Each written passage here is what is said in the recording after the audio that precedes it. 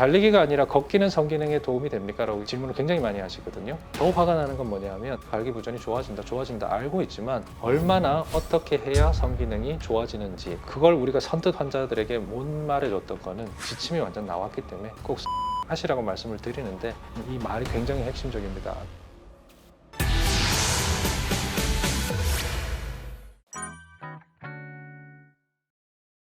제가 실제로 건강에 큰 위기감을 느낀 적이 있었습니다. 20대 중반 정도 되면서 이제 친구들도 너무 많아지고 술자리도 많고 이러다 보니까 일주일에 거의 한 6일 정도 술을 마셨던 것 같아요. 그 정도로 음주를 하면서 하루에 2갑 정도 담배를 피웠습니다. 그런 생활을 한 10년 정도 하고 나니까 30대 중반이 됐을 때 굉장히 심각한 불면증에 빠졌습니다. 그리고 체력 저하나 이런 것들을 30 초반, 중반까지 굉장히 심하게 느끼게 됐습니다. 그래서 수면제를 먹는다든지 뭐 그래도 못 자가지고 괴로워한다든지 그런 일들이 굉장히 많았습니다. 그렇게 되면 당연히 제 시간에 일어날 수가 없죠. 뒤늦게 일어났고 숙취도 있고 뭐 약물의 힘도 아직 남아있는 상태라서 허겁지겁 출근을 하면 늘 지각을 하고 지각을 해 있으니까 일이 밀려 있고 그러니까 사람이 늘 짜증스럽고 예민하고 그렇게 살게 됐던 것 같습니다. 그 체력만 떨어진 게 아니라 만성 통증 같은 게 있었어요. 만성 통증이 이제 등 쪽에 발생을 해서 등이 계속 돌아다니면서 담이 걸리고 계속 아프고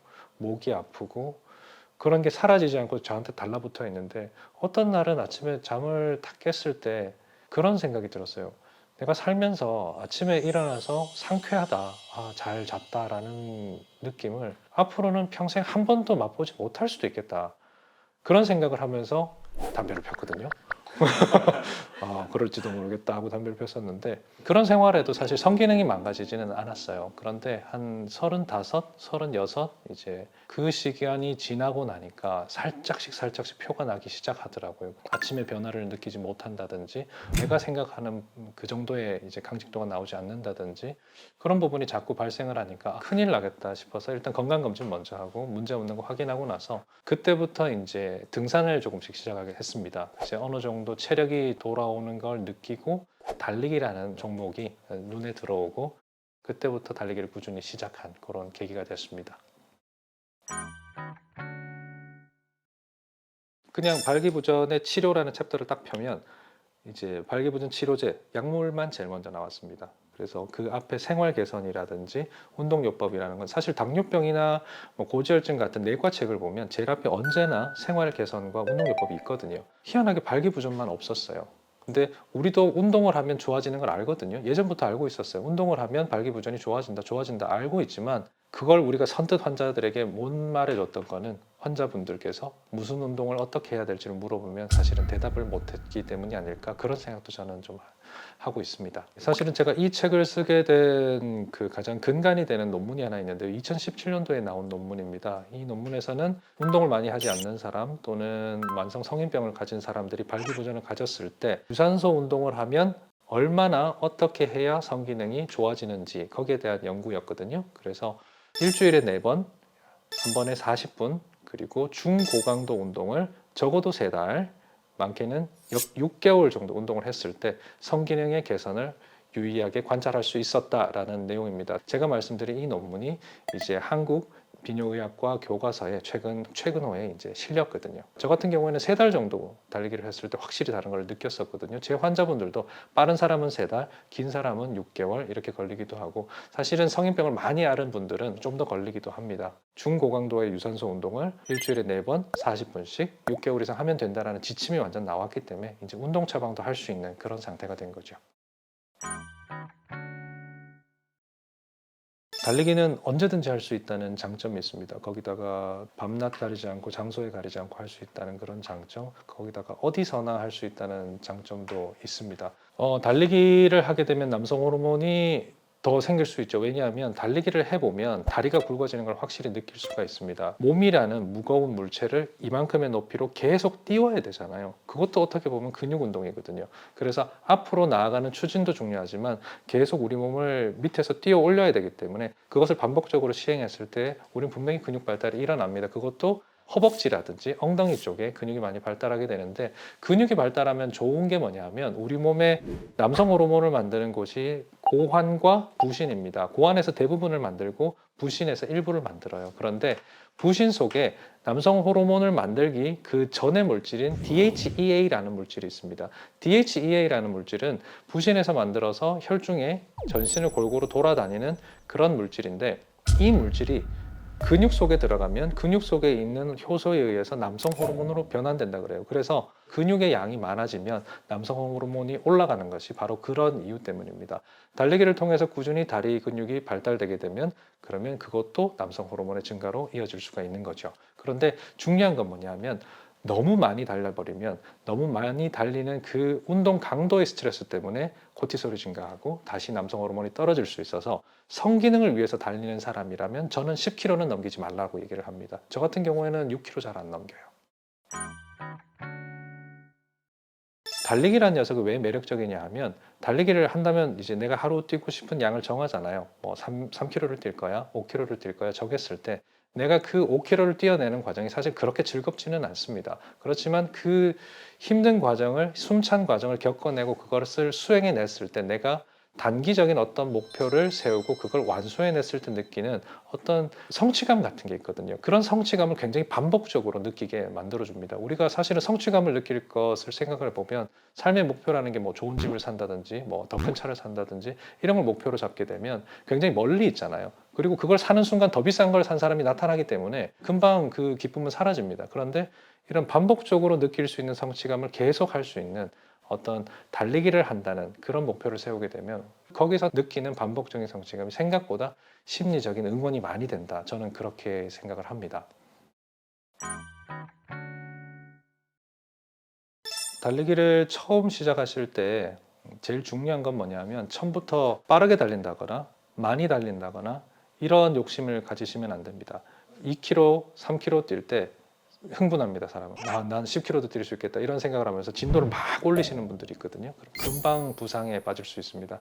달리기라는 운동이 생각보다 부상이 굉장히 많아요. 그냥 뭐옷 입고 이렇게 달리기만 하는데 뭐 다칠 일이 있느냐, 어디 부딪히는 것도 아닌데. 그런데 반복적인 자극이 계속 다리에 가해지기 때문에 인대나 근육에 손상을 입는 분들이 굉장히 많습니다. 그래서 달리기는 처음부터 빨리 달리기를 시작을 하시면 무조건 실패할 수밖에 없다. 타고난 사람이 아니면 부상을 겪을 수밖에 없다는 걸 인지하시고 천천히 하시기를 그렇게 부탁을 드립니다. 우리가 러닝머신 위에 올라가면 6단 정도 놓으면 우리가 걸으면서, 빠르게 걸으면서 그 속도를 견뎌낼 수 있습니다. 7을 누르면 살짝 뛰거나 아주 보폭을 크게 해서 걷거나 그렇게 해야 견딜 수 있거든요. 걸을 수도 있지만 뛸 수도 있는 속도, 그걸로 처음에 시작을 해서 조금씩 늘려가는데, 기본적으로 중고강도 운동이라는 이 말이 굉장히 핵심적입니다. 중고강도 운동의 정의가 뭐냐면, 수치적인 정의는 최대 심박수의 70% 정도를 유지하는 운동입니다. 그럼 최대 심박수라는 것은 사람마다 다를 거잖아요. 거기다가 최대 심박수의 70%에 도달하는 게 어떤 사람은 쉽게 도달할 수 있고 어떤 사람은 되게 어렵게 도달할 수도 있을 겁니다. 그게 굉장히 많이 차이가 많아요. 중고강도 운동의 특징이 뭐냐면, 운동을 할 때 옆 사람과 대화를 할 수 있습니다. 그런데 긴 대화는 못 해요. 야, 물 좀 줘. 여기 있다. 뭐 이 정도 대화만 가능한 게 중고강도 운동입니다. 중강도 운동은 대화가 계속 가능한 겁니다. 둘이 같이 걸어가면서 계속 대화를 할 수 있는 그 정도 수준이라면 중강도 이하인 거죠. 그래서 달리기가 아니라 걷기는 성기능에 도움이 됩니까? 라고 질문을 굉장히 많이 하시거든요. 그래서 대화가 가능한 수준의 걷기는 도움이 되지 않을 수 있습니다 라고 대답을 드립니다. 그리고 중고강도 운동이 사실은 결국 우리한테 왜 중요하냐면, 심장을 빨리 뛰게 만드는 거거든요. 심장을 빨리 뛰게 만들면서도 고강도가 아니기 때문에 길게 심장을 자극할 수 있는 게 포인트입니다. 그래서 중고강도의 운동으로 심장이 빠르게 뛰는 것을 40분 동안 심장을 자극해 주는 게 포인트예요. 우리가 근육을 많이 만들거나 운동력을 향상시키는 게 아니라 심장을 40분 동안 자극해 주고 심혈관계를 40분 동안 자극하는 게 포인트인 겁니다.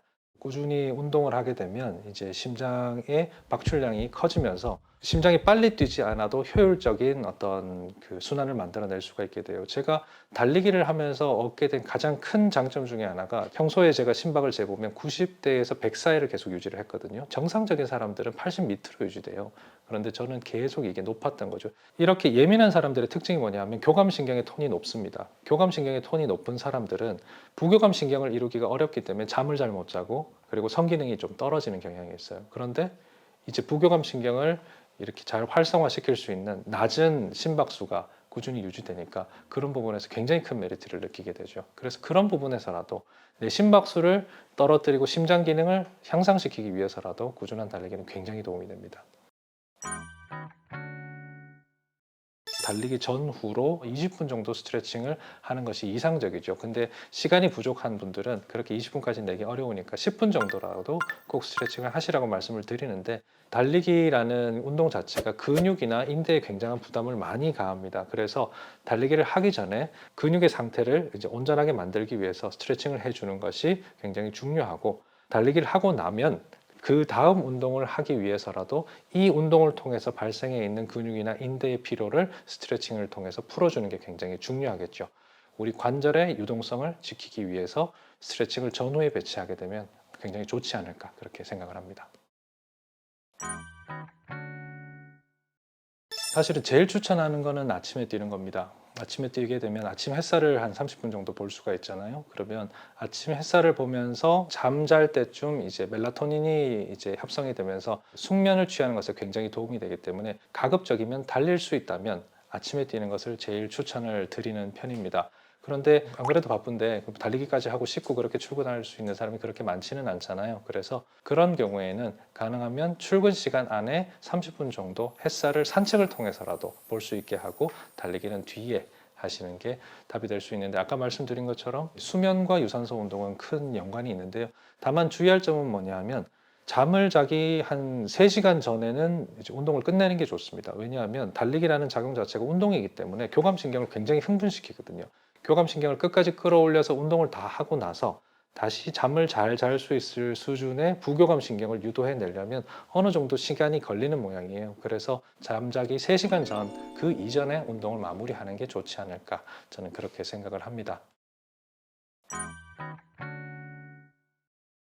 달리기를 하시는 분들 중에서 이렇게 달리기 하고 나니까 무릎이 아파서요 하시는 분들이 가끔 있어요. 무릎 관절이 아픈 제일 큰 이유는 뭐냐면 착지를 할 때 발 뒤꿈치에 이렇게 치중이 되는 착지를 하는 분들이 있습니다. 발 전반적으로 힘을 분산시키지 않고 발 뒤꿈치에 이렇게 집중되는 착지를 하는 분들은 이 힘이 사실 앞쪽으로 떨어지게 되면 여기서 분산할 수가 있잖아요. 그런데 뒤쪽으로 떨어지는 거는 바로 무릎으로 올라가기 때문에 무릎 통증이 생기는 거거든요. 그러면 뒤꿈치에 힘이 가해지는 걸 어떻게든 줄여주는 노력이 필요한데 그걸 의식적으로 고친다는 게 생각보다 어렵습니다. 의식적으로 고치더라도 달리면서 집중력이 떨어지면 다시 옛날처럼 뛰고 있거든요. 그럴 때는 환경 자체를 뒤꿈치가 덜 닿게 만드는 건데 그게 바로 오르막에 우리가 서게 되면 뒤꿈치가 약간은 뜰 수밖에 없거든요. 그런 걸 가장 쉽게 실험해 볼 수 있는 곳이 러닝머신에 인클라인을 주는 겁니다. 러닝머신 중에서 조금 좋은 것들은 3도에서 5도라든지 이렇게 인클라인을 줄 수가 있거든요. 그래서 본인에게 힘들지 않은 정도의 각도를 찾는데 약간씩 올리면서 나한테 좋은 포인트를 찾는 게 중요하고 제일 좋은 달리기 장소로 칠 때는 저는 강의 하류에서 상류 쪽으로 뛰는 거를 얘기를 합니다. 어떻게든 강이 흐르려면 얘가 위에서 밑으로 흐를 거 아니에요. 그러니까 약간의 각도는 있을 거거든요. 그래서 밑에서 위쪽으로 뛰게 되면 뒤꿈치가 약간은 떨어질 테니까 부담이 덜하게 될 수 있지 않을까. 그게 처음에는 별거 아닌 것처럼 느껴지지만 5km 정도 긴 거리가 되면 영향을 미칠 수 있는 요소가 된다. 그렇게 말씀을 드리는 거죠. 부상이 자꾸 발생을 하시거나 아니면 부상이 걱정이 되시거나 처음 달려보시는 분은 보폭을 좀 좁게 하시라고 말씀을 드려요. 결국은 부상이 언제 생기냐면 우리가 도움 닫기를 하고 떨어졌을 때 그 충격을 받아내면서 우리가 뭐 무릎을 다친다든지 발 뒤꿈치를 다친다든지 또는 앞으로 많이 떨어지는 분들은 족저근막염 같은 것이 그런 부분에서 많이 발생할 거거든요. 그런데 도움 닫기를 적게 한다면 점프를 하기 위한 에너지도 적게 될 것이고 착지를 했을 때의 그 에너지도 몸에 덜 전달되기 때문에 큰 힘이 몸에 쾅쾅 전달되는 것보다 작게 나눠서 전달하는 것이 훨씬 더 몸에는 부하가 적은 거죠. 그래서 인대나 근육에 영향을 훨씬 적게 줄 수 있고 부상을 줄일 수가 있습니다. 대신에 속도가 느려질 수가 있어요. 속도가 느려지고 두 번째는 폼이 안 납니다. 그런데 우리는 폼나게 빨리 달리는 게 목적이 아니잖아요. 성기능을 좋게 만들기 위해서 심장을 자극하는 게 목표이기 때문에 부상을 방지하고 충분한 효과를 내기에는 좁은 보폭의 달리기가 좋을 수 있다. 그렇게 말씀을 드립니다. 달리기를 할 때 발목 관절을 많이 사용하고 무릎 관절과 고관절은 많이 사용하지 않는다. 그런 얘기를 하더라고요. 그러니까 발 뒤꿈치를 이렇게 올리는 이런 작용은 허벅지를 거의 안 쓰고 이런 힘은 많이 사용하고 종아리와 이 발의 힘으로 달리는 게 훨씬 강합니다. 밸런스가 깨져 있다는 거예요. 이런 것들을 균형 있게 발달시키는 걸 생각을 해보면 줄넘기가 바로 그런 방식입니다. 가만 생각해 보면 우리가 발을 움직이는 힘과 무릎을 움직이는 힘, 이 둘 중에서 하나만 사용해서 점프를 하려면 살짝 움직임을 만들어낼 수는 있거든요. 근데 줄을 넘지 못해요. 줄넘기를 원활하게 한다는 것은 이쪽 관절과 무릎 관절을 동시에 사용을 한다는 것이거든요. 그래서 이것을 동시에 사용하는 자극을 달리기를 하기 전에 먼저 좀 주어 놓고 달리기를 하게 되면 내가 이 근육을 느끼기가 더 좋으니까, 그래서 좀 더 밸런스 있는 달리기를 할 수 있는데 도움이 되기 위해서 줄넘기도 같이 해주는 것도 도움이 될 수 있다. 그렇게 말씀을 드리죠. 여러분들이 장수하셨을 때 80세가 됐을 때 90세가 됐을 때 가장 삶의 퀄리티를 중요하게 만드는 게 뭐냐면 이동할 수 있는가, 자신의 몸을 자신이 씻을 수 있는가, 음식을 편하게 먹을 수 있는가, 배변을 원활하게 하는가, 이 네 가지가 굉장히 중요합니다. 그런데 이게 그때까지 잘 유지되려면요, 체력을 저축하셔야 되고요, 그리고 근육량을 저축하셔야 되고, 여러분들 관절이 움직일 수 있는 이 활동성을 유지를 하셔야 됩니다. 이 세 가지에 여러분들이 60세와 70세가 될 때까지 최대한의 투자를 해두시고 그 뒤에 조금씩 그걸 까먹으면서 지내시는 겁니다. 그걸 그때까지 끌고 가려면요, 생각보다 많은 노력이 필요하고, 그래서 걷는 건 너무 좋지만 걷는 게 익숙해지시면 그 다음 단계 꼭 한번 해보시라고 그렇게 말씀을 드리고 싶어요.